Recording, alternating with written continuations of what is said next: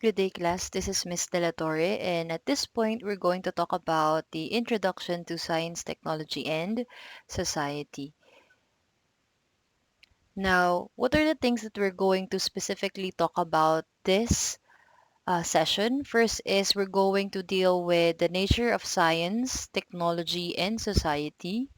We're going to define, give the characteristics and the different processes involved in science and technology.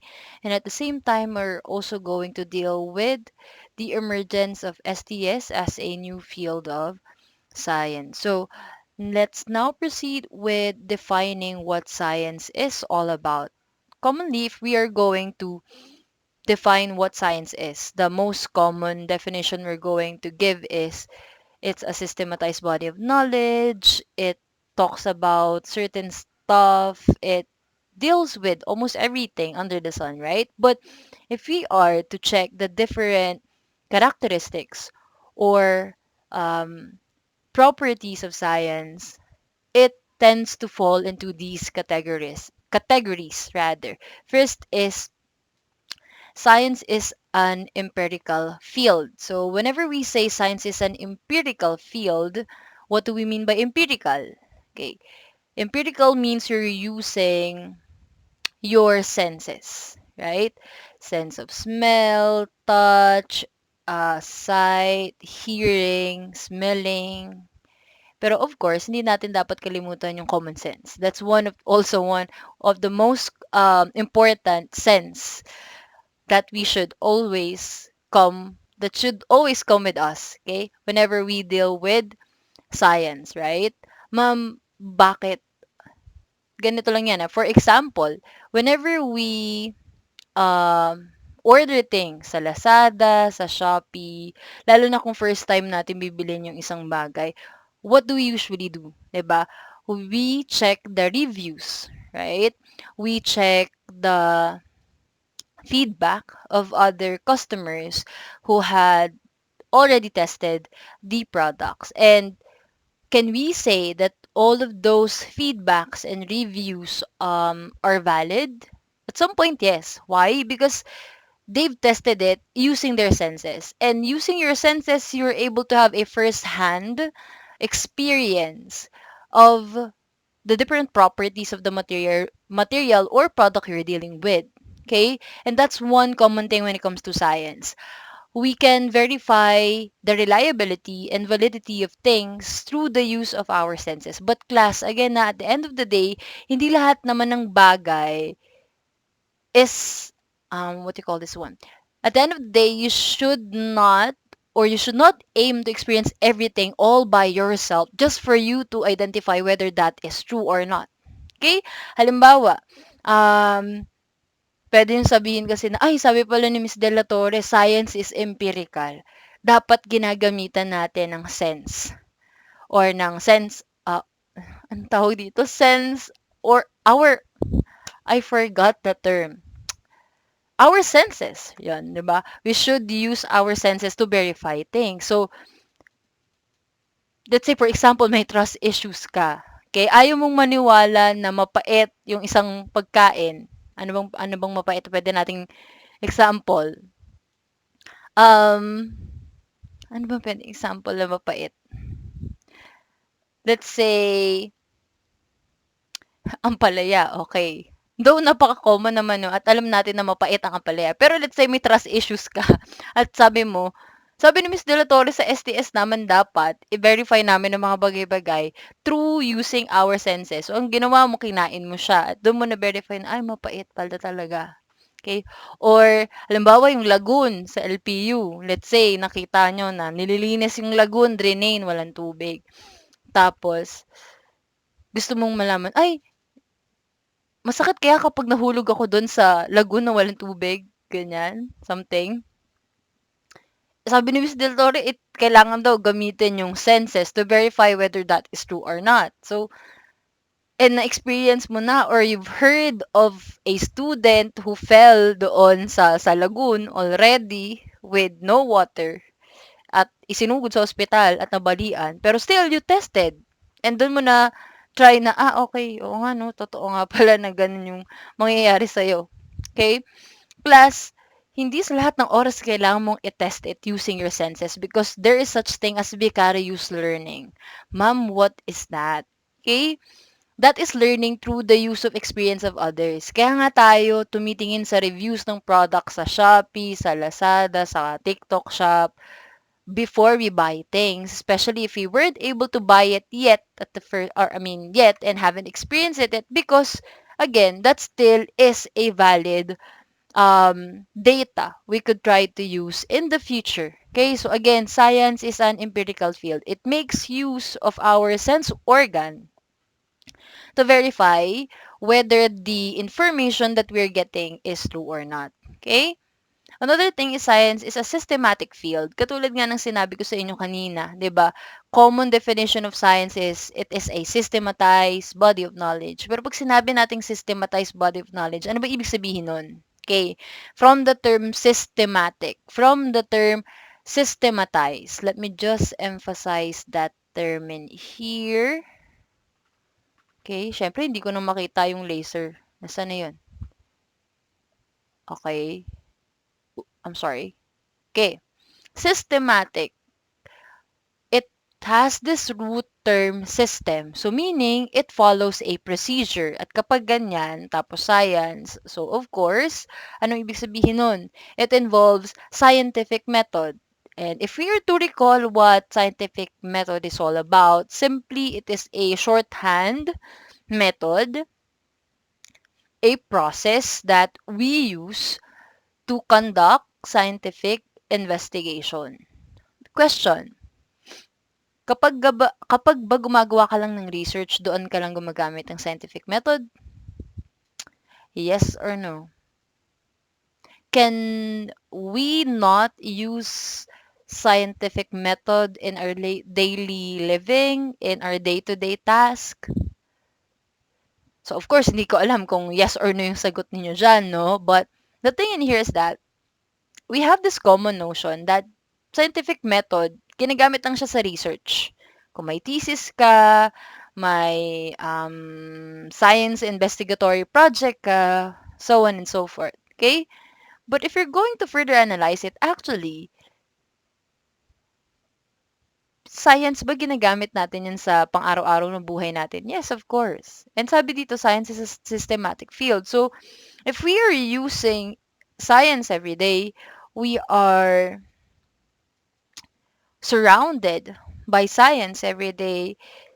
So, does that mean that we can also use scientific method in our day-to-day basis or day-to-day task? Yes, of course. For example, as simple as halimbawa, yung cellphone charger. Okay. Alam natin na halos lahat naman tayo familiar dyan no, sa cellphone charger. At lahat tayo at some point naka-experience na alin? Mawalan ng cellphone charger. Okay? So, can we like can we use scientific method in that sense? Yes, of course. Kasi 'di ba anong unang step sa scientific method? You have to define your problem. Typically, ang problem naman makikita natin or malalaman natin na may problema tayo if we observe our environment, right? Halimbawa, nagising ka. Pag kagising mo malamang nag-observe ka sa kwarto mo, sa mga bagay-bagay na I mean, sa surroundings, right? Then you've noticed your cellphone. Malamang karamihan sa inyo pagkagising cellphone agad yung hinahanap, kinukuha, 'di ba? Tinetext ang crush, ang boyfriend, girlfriend ng good morning, good night. Oh, 'di ba? Sana all, char. Anyways, so after doing that, napansin mo, ay, nalobat pala yung cellphone ko. Okay, anong gagawin mo? Malamang, i-charge mo kasi lobat nga eh, 'di ba? Tapos nung hinahanap mo na yung charger mo, hindi mo na makita. That's the problem. Napansin mo na nawawala yung cellphone mo nung nag-observe ka. Magtatanong ka ngayon, nasaan kaya ang charger ko? That's defining the problem. You define the problem by asking question, right? So, anong next na gagawin mo? Sabi dito, sa next step is after you define the problem, you state the hypothesis. Laka ma'am, cellphone lang, charger ng cellphone lang pinag-uusapan tapos may hypothesis na tayong gagamitin dito. Ano yun? Kakaloka. Ano ibig sabihin ng hypothesis? Okay. Hypothesis simply is an educated guess. Okay? Pasensya na kung hindi kung medyo nalilito na kayo sa cursor ko and sa pointer ko, if ever kung saan man siya napupunta. But anyway, so hypothesis. Sabi dito, scientists make an educated guess that can be tested. Okay, hypothesis is an educated guess. Ma'am, anong ibig sabihin mo doon sa educated guess? Pwede ba tayong manghula pero yung hula natin educated?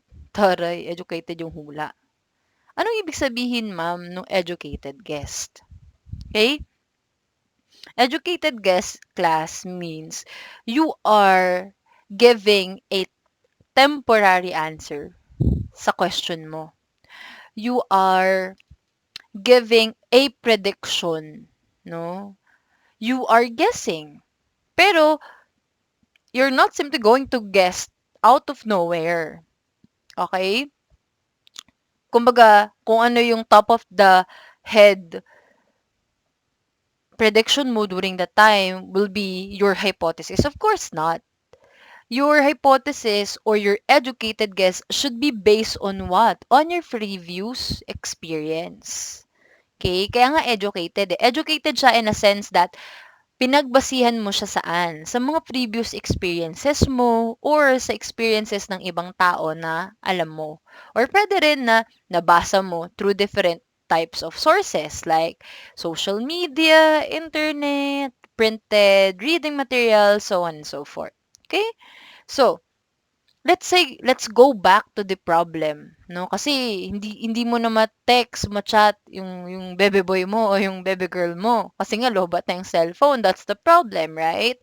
So you wanted to charge your cellphone. How can you make hypothesis? Of course, you're going to guess. Okay? Pwede mo sabihin na, okay, sa mga previous experiences ko before, pag nawawala yung charger ko, it's either napupunta siya sa or ginamit siya ng nanay ko dahil parehas kami ng cellphone unit or nasa ibang parte siya ng bahay namin. Either or. Okay? Either or. This is typically some of the words that we can incorporate whenever we formally create hypothesis. 'Di ba? Lahat naman kayo nag-senior high, right? And at some point, most likely na-experience nyo na mag-research. At malamang yung mga, um, yung statement of the problem ng research ninyo, pumasok dyan yung working hypothesis ninyo. Di ba? May two types of hypothesis, yung alternative and yung null hypothesis. Pag alternative hypothesis, that's like your prediction na affirmative doon sa iyong problema. Kumbaga, um, let's say, we're going to use yung prediction nyo na if wala ang charger ko dito sa room ko, most likely nandoon yun sa nanay ko. Okay? That's an affirmative pero medyo hindi lang formal na hypothesis. It agrees with that. Pagka null hypothesis kasi, it negates. It is negative. Of course, it's the opposite of alternative hypothesis. So, most likely, kung i-state mo siya, it could be hindi or wala sa nanay ko or sa mommy ko yung charger ng cellphone ko. Parang ganun. Okay? So, hypothesis. You are predicting. You are giving a working or a temporary solution to your problem based on your previous experiences. Okay. So, next step there is, sabi dito ay, nasaan na yung cursor ko? Lagi nawawala. Sabi dito is plan. Scientists plan how to gather evidences to answer the question. So, you're going to ask question, do survey. Di ba, ganyan yung mga ginawa nyo dati nung thesis kayo or nag-research kayo ng senior high. Di ba? You're going to collect information, collect data related to your problem to verify kung, alin, kung tama o mali yung prediction ninyo or yung hypothesis ninyo. Okay? By doing so, you are what? You are testing your hypothesis. So, yun na nga, 'di ba? Ang hypothesis natin is kung wala ang charger ko sa room, baka gamit ng nanay ko. So, ano nang gagawin mo? You collect data. Okay? You collect data, you ask questions sa mga tao sa bahay ninyo. Nakita nyo ba yung charger ko? Ganyan-ganyan. O, yun. Hanggang matanong mo yung nanay mo. Okay. And then, afterwards, you're going to test your hypothesis. So, tatanungin mo na, syempre, yung mother mo. Tapos, you're going to check with her kung nasa kanya ba yung charger mo. So, that's testing the hypothesis. Okay, you're directly confirming it kasi nga sa nanay mo. Pero kung halimbawa sa sa research setup yan, that's the time where you do experimentation, right? Okay? Kumbaga sa thesis, yan na yung methodology ninyo. Okay.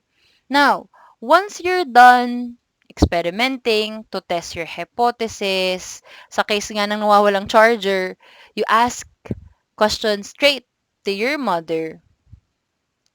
Okay? Yung sagot niya, malamang, is the data that can either validate or negate your hypothesis. Let's say, for example, ang sagot niya ay, oh, ginamit niya pala yung charger mo last night.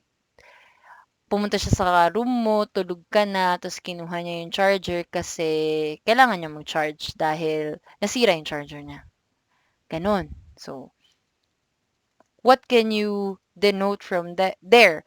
In that scenario or part, most likely, hindi na natin kailangan i-analyze yung data kasi napakasimple lang naman yung nung pangyayari na yon. Pero if you're going to look at it, scientific method is still there. Kasi after doing so, let's say nag-charge ka na and all, you can therefore conclude na moving forward, anong mangyayari? Pag nawala ang charger mo, isa sa mga pwede mong paghanapan ng charger ay yung nanay mo. Okay? So that's analysis. Okay.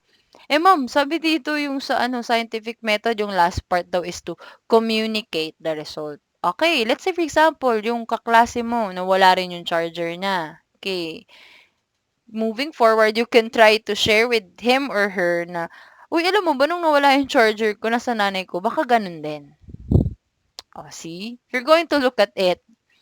Scientific method is applicable kahit sa case-to-case scenario. Hindi lang siya like always applicable sa scientific researches. Okay?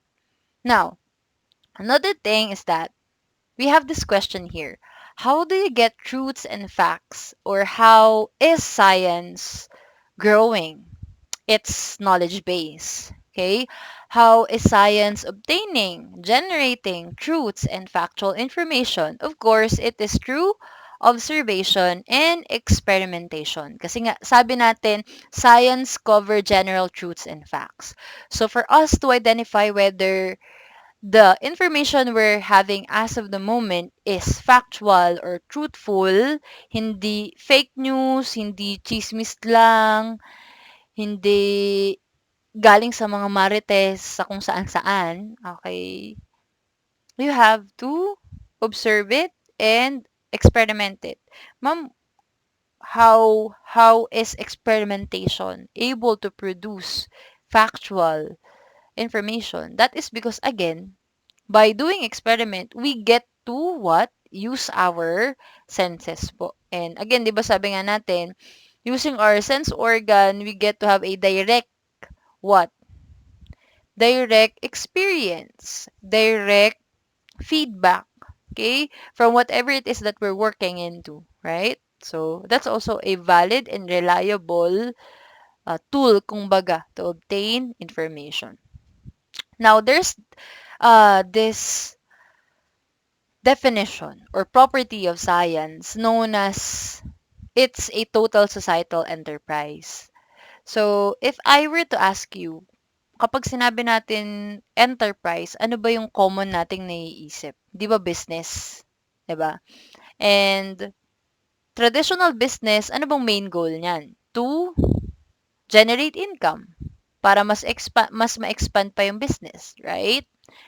How about traditional charity? Kasi we're seeing, where is that? Okay. We're seeing, here's the side where traditional business is here. Sabi dito, the primary goal of traditional business is to what? To have financial value. Tas meron din tayong traditional charity here, which are primary drivers to achieve social value. So, if you're going to analyze the picture, social enterprise is at the center, at the middle of traditional charity and traditional business. So, if traditional business aims to have or to gain more financial value, whereas traditional charity naman aims to have or gain social value. Ano ibig sabihin ng social enterprise? Example ng traditional charity is yung mga non-government organizations that helps different sectors. Halimbawa ay yung mga, ano ba? Let's say POS, for example, is non-government agency or organization that helps yung mga animals, right? Another is yung mga nagbibigay ng scholarship sa mga students, ng mga foundations, private sectors, right? Those are some examples. I remember one of my students from another section taking STS also mentioned yung um, mga financial assistance sa mga public hospitals. Okay? Those are also examples of traditional charity. Their main goal is to help people but not gain economic value, not gain profit out of it. Okay? That's charity. That's traditional charity. So, social value in here is the concept or the idea of getting more people from a certain type of society get helped or assisted.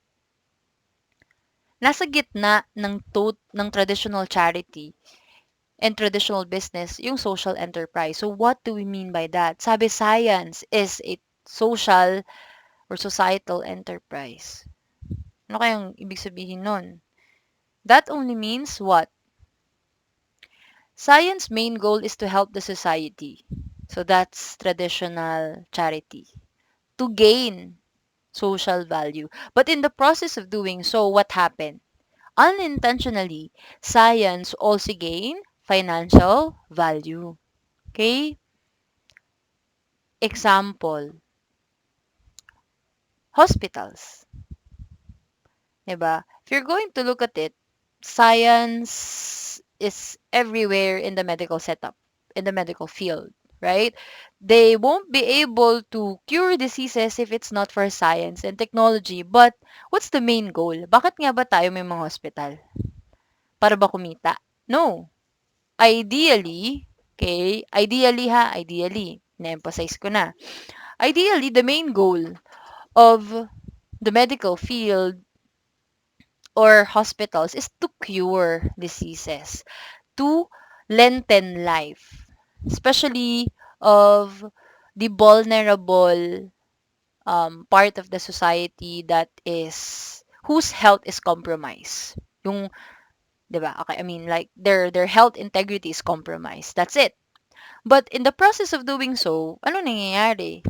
If you get medical treatment, you are paying for the treatment for it to happen. And in the process of doing so, hospitals are gaining economic value or financial value. They are getting profit. Kumbaga parang ang main goal mo is to help, but unintentionally, kumbaga may bonus na. You are gaining economic value out of it. That is what we mean by social enterprise. Another example, let's say sa setup ng mga teachers like us. Okay? Especially in tertiary level sa colleges, anong nangyayari? Okay? We're also what do you call this one? We are also encouraged to conduct researches. And most, if not, okay, all of the time, whenever we conduct researches and we have it affiliated with other agencies, okay, halimbawa, companies and all, anong nangyayari? Technically, the main goal of doing research is to help the society expand its knowledge base. Lalo na sa mga field na uh, studied, less studied. Okay? Pero in the process of doing so, sometimes us researchers and instructors get what? Monetary incentive. Okay?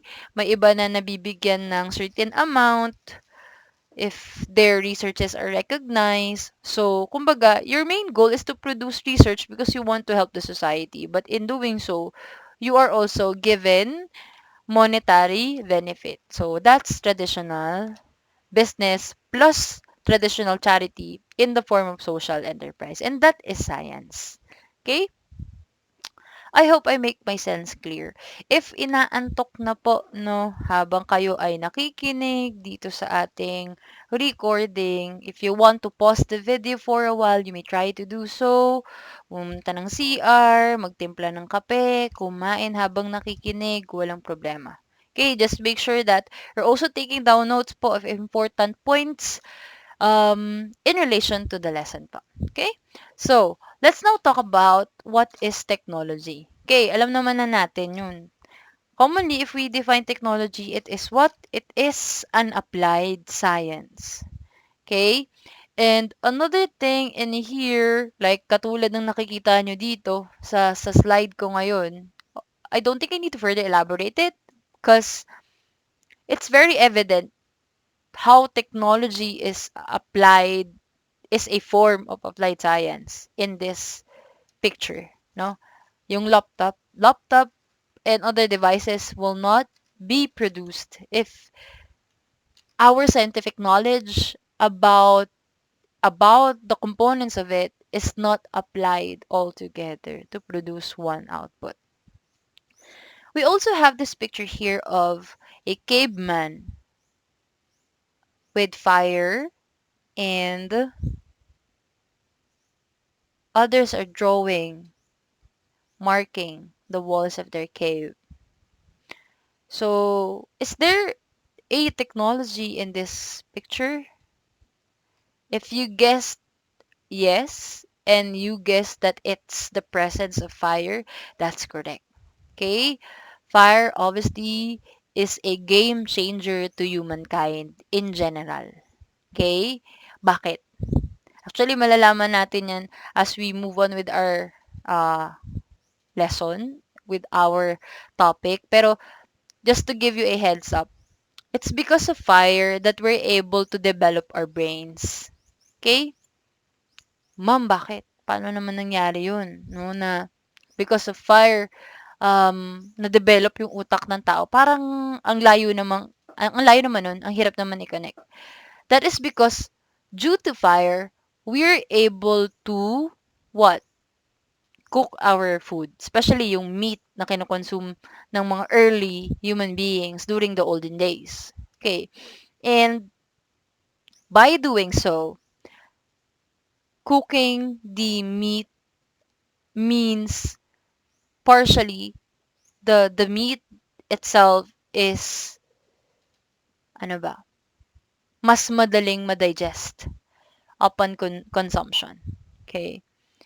So it has paved the way for a more efficient digestion, especially in consumption of proteins and other minerals within the foods that we're consuming during that time. That has led to the development of our brain. Okay, anyways, now, what I want to emphasize in this slide, class, is that ang technology, it is produced when we have scientific knowledge about certain concept, right? Yun yung common nating idea.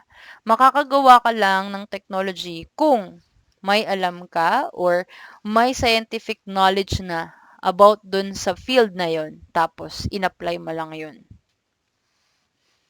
What if I tell you na technology can also be created kahit hindi natin or wala pa tayong alam doon sa bagay na yon?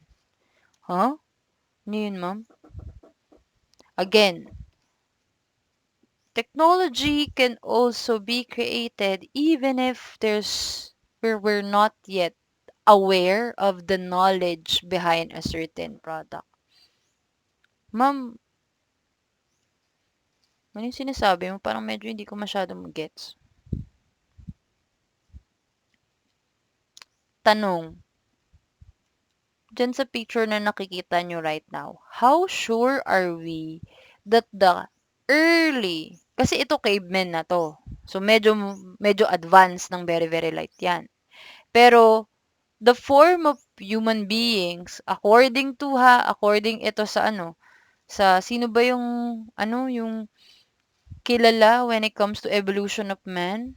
Si Charles Darwin, 'di ba? Sabi daw, according to that, most likely human beings comes from or descendants of what? Apes, 'di ba?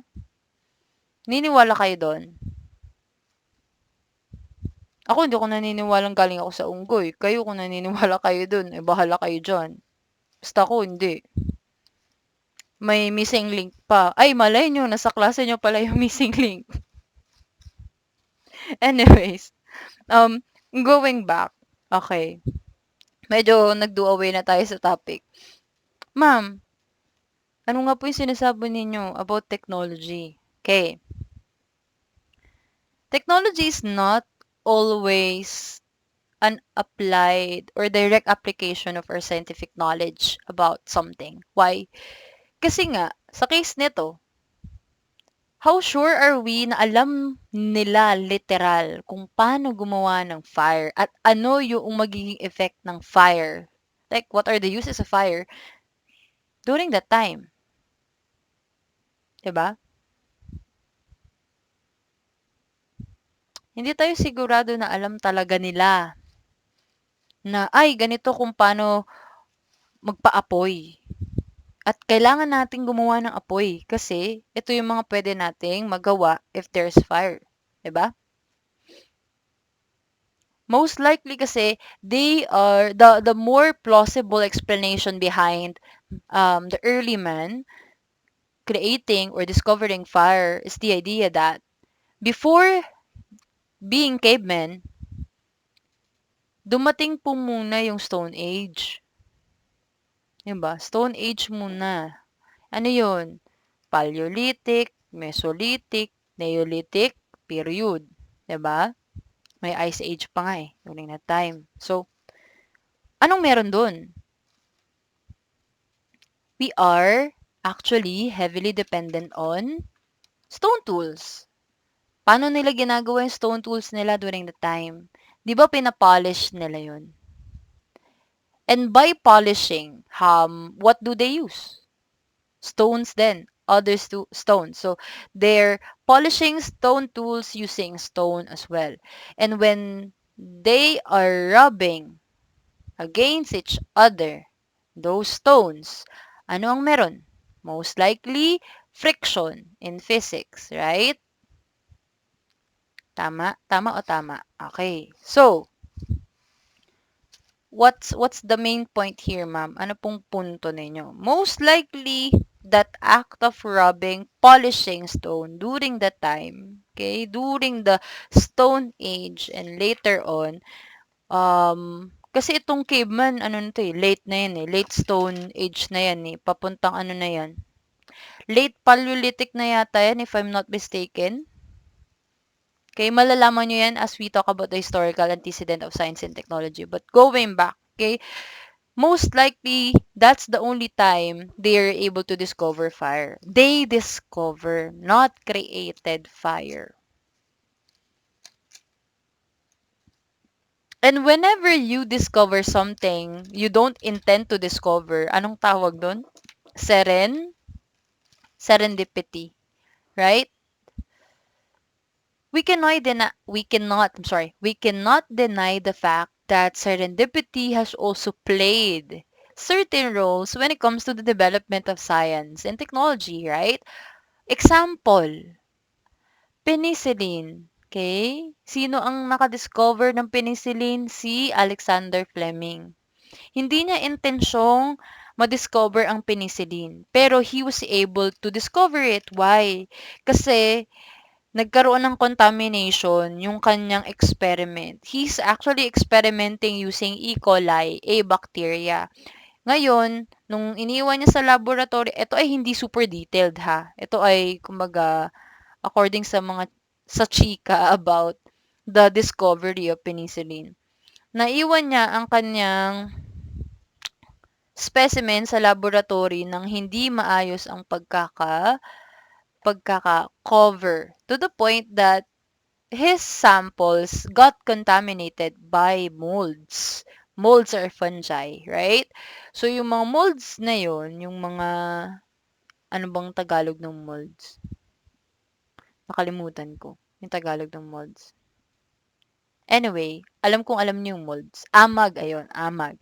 Yung amag na yon, yung molds na yon, had antibiotic, or I'm sorry, yes, antibacterial property. Siyempre, hindi ko na sasabihin yung mga scientific names kasi baka mamaya pag sinabi ko yung scientific names ng bacteria and nung molds, baka mag-drop na kayo sa subject ko, 'di ba? Anyways, the contamination of the mold doon sa E. coli na kinukulture ni Alexander Fleming has led the way to the discovery of penicillin kasi he noticed na yung area kung saan nandun yung mga molds sa plate niya, sa petri dish, yun yung mga wala ng bacteria or wala ng E. coli.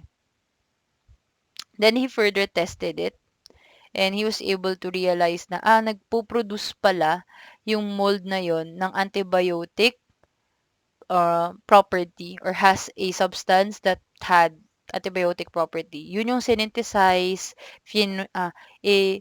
phenurify, and later on has been termed to be penicillin. So, penicillin is a product of serendipity. Okay? Same goes with technology. Hindi lahat ng technological products are because we know it right from the beginning or we have available scientific knowledge about it right from the start. Okay? Sometimes we discover them through serendipity. Another thing about technology is that technology hindi yan fix. Okay? Technology is an ever-growing and dynamic field. Pag sinabing dynamic, it's moving, it's changing, right?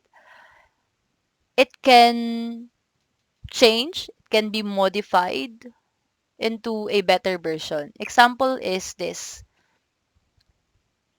Nung early Egyptian civilization, may concept na agad sila ng alin? May concept na sila ng wine making. Okay? So, they already They already produce or they already know how to make wine during that time. Pero, syempre, hindi pa sila pamilyar or aware saan. Sa ibang components of winemaking. Okay? They are not aware na, okay, kailangan pala, gumamit tayo ng yeast para mas ma-ferment. Okay? Like what we do today. Okay? So, obviously, the main point here is technology is evolving. Technology can be made to improve later on. Okay? So, ito na yung modern day wine making. Okay. So, technology is a body of knowledge and skills. Plus, ito rin yung isa sa mga gusto kong i-emphasize, no, na technology is not isolated to the products that we're seeing.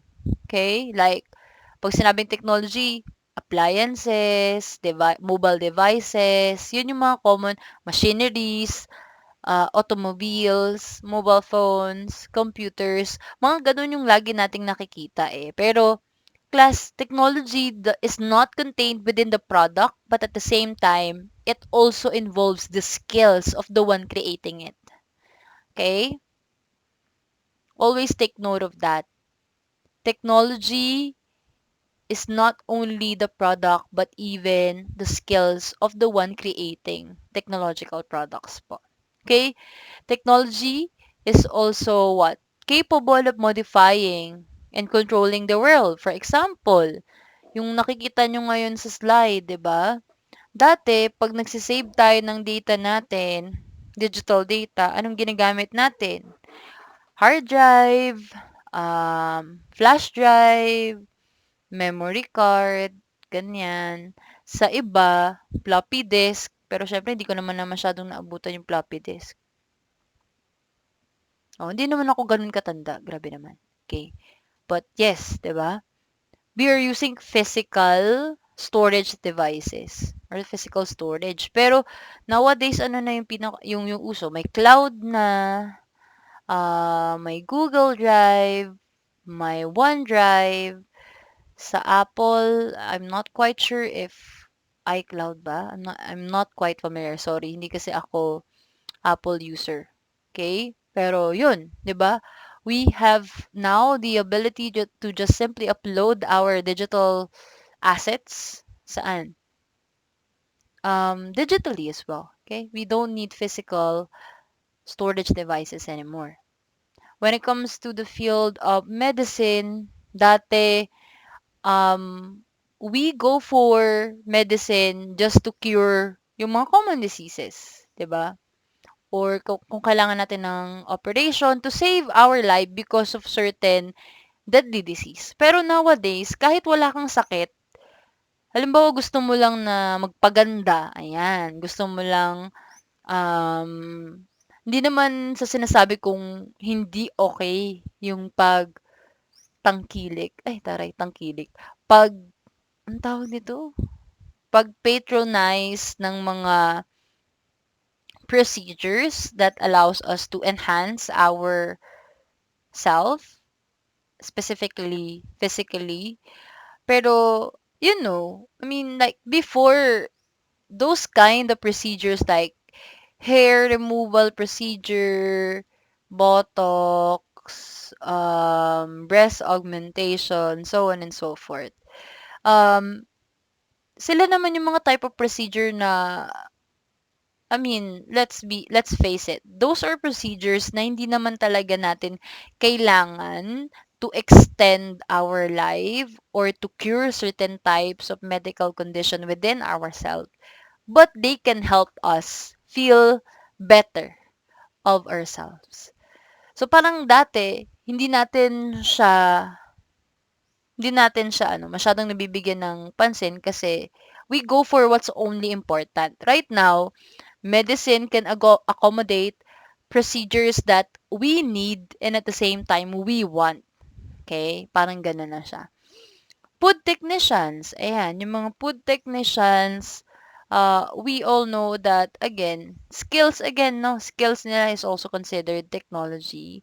And dati, we're used to our food following yung common shelf life na meron sila. But right now, pwede na natin i-extend ang life ng mga pagkain through biotechnology and bioengineering, 'di ba? Meron tayong mga GMOs, genetically modified organisms, yung mga crops natin, meron na tayong mga BT corn na may natural pesticide and insecticide within it.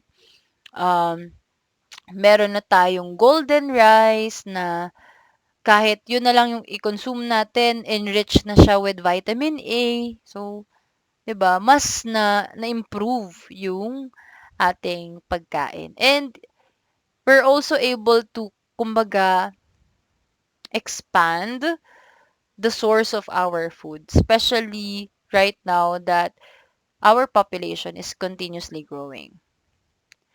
Technology like science is a total societal enterprise, and I don't think I need to further elaborate it because I've mentioned it and discussed it a while ago already. So, katulad lang ng science, technology aims to help the society, pero in the process of helping, they gain economic value. Like this. Okay? Now, we define science and technology. How about society? Okay, society is a group of people with common interests, tradition, purpose, and or activity. And right now, if I'm going to check, no, you can definitely say na we are an example of a society. Though community naman, no, kasi yun naman community is also made up of, I'm sorry, society is made up of community as well. Okay, community of different people. So us in LPU, us here in in Cavite, or us Filipinos in our country is an example of society. So if we are to check the interconnection of science, technology, and society, this illustration summarizes everything. Okay, they are interconnected. Kahit saang part ka magsimula, okay, they're going to affect one another. For example, um, the society demands more to science. In what way? Halimbawa, si society or tayo, we want to have a cell phone that, let's say, can print, no? A cell phone that can print pictures already right out of it. Pero cellphone siya. O, di ba? Okay, malay mo naman sa future magkaroon talaga ng ganun. Or cellphone na solar powered. Okay? Literal, itatapat mo na lang sa init yung cellphone mo, magcha-charge na siya. Okay? Wala pang ganun ngayon, di ba? Hindi ko sigurado. But yan, that's an example. So, let's say that's the demand of the society. Dahil ngayon, um, wala pang masyadong knowledge about it. Okay? Ano mangyayari? We're going to refer to science to improve, no? We're going to ask science to look for possibilities of having a cell phone that can print pictures directly out of it, or a solar powered cell phone. Okay. Now, let's say for example, science is able to produce such kind of knowledge. Ano mangyayari? Science will inform technology. Okay? Sabihin niya, oh, I have come across related literature stating that the possibility of phones having be solar powered is more likely to happen. So that is where different industry in the technological sector will try to improve, bank on the said knowledge about that, and create one kung possible. And then once technology created that, ano mangyayari? The society will definitely benefit from it. By what? By meeting its demand. 'Di ba? Kaso kasi class the thing here is we're never, whether we like it or not, we're never contented, right? Kakalabas lang ng ganitong brand ng cellphone or ganitong unit ng cellphone. After some time, we will ask for, ay sana ganito yung ay sana ganyan, 'di ba? I think it will be better if ganito, dito napunta yung button na to, or may ganitong feature yung cellphone na to. So, 'di ba? We have, or we're like in that loop. We satisfy our needs and wants, and then after satisfying it, what happened is we ask for more. Okay. And science and technology plays a role in that as well. Okay? Going to check as well. Kung meron mang, o let's say, yun yung example ko kanina is society demanding, right? Pero how about science and technology? 'Di ba? Anong nangyari nung pandemic? Okay? Lahat na forced to stay at home.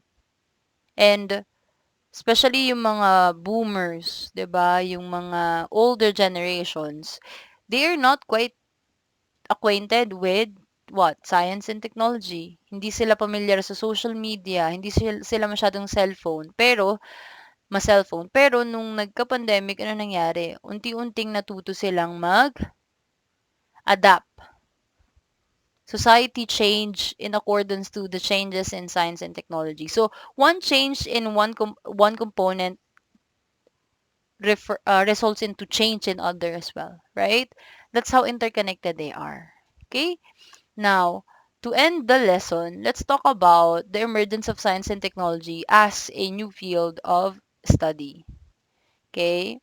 Like what I mentioned during the orientation, science, technology, and society, it helps to track the history of disciplines, the dynamics of science as a social institution and philosophical basis for scientific knowledge. Saan ba nagsimula to? Actually, yung pwede nyong sisihin bakit kayo may subject na STS is UP. Okay. STS actually is first discussed and given to students of UP Diliman, okay, um, as their one of their Gen Ed subjects. But the inspiration actually started from Thomas Kuhn, 1962, okay, where he had this structure of scientific revolutions concept, and he emphasized the idea of um, essence, okay? The essence of us knowing how science, technology affects the society. Because one way or another, if you're going to look at it, um, regardless of your program, you are using science and technology and you're part of the society. So, nonetheless, it's very important that you are adept with the latest trends, the pros and cons, and how they affect the society where you are included. And that explains the emergence of science and technology as a new field of study. Okay? Because of that relevance, okay, CHED started to include STS as a required subject for general education among tertiary level students starting 2013. And that class is our discussion about the intro to science, technology, and society. Once again, this is Miss De La Torre. If you have any questions, feel free to message me here in my email address. Okay? Or via MS Teams po. I hope you have a great day, everyone. Goodbye. Thank you.